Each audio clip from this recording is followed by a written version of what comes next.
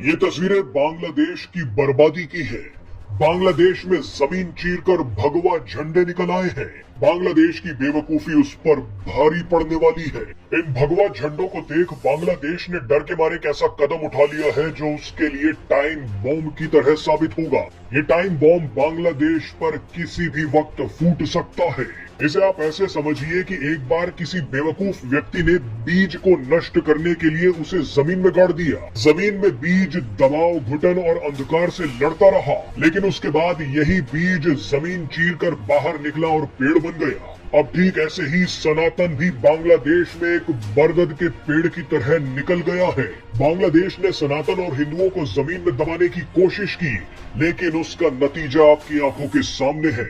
बांग्लादेश में हर तरफ भगवा झंडे दिख रहे हैं।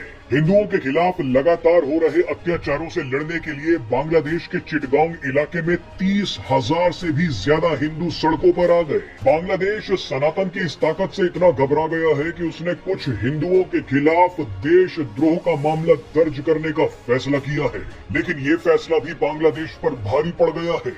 नतीजा ये हुआ है कि हिंदू और भी ज्यादा निडर हो गए हैं, पूरी ताकत के साथ बांग्लादेश की सड़कों पर डट गए हैं।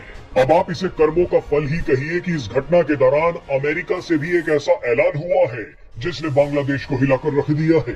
अमेरिका में प्रधानमंत्री पद के सबसे मजबूत दावेदार डोनाल्ड ट्रंप ने एक बड़ा ऐलान करते हुए कहा है कि मैं बांग्लादेश में हिंदुओं, ईसाइयों और दूसरे अल्पसंख्यकों के खिलाफ बर्बर हिंसा की कड़ी निंदा करता हूँ।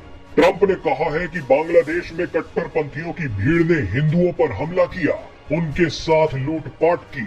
बांग्लादेश के मुद्दे पर तो डोनाल्ड ट्रंप ने जो बाइडेन सरकार पर ही सवाल खड़े कर दिए हैं।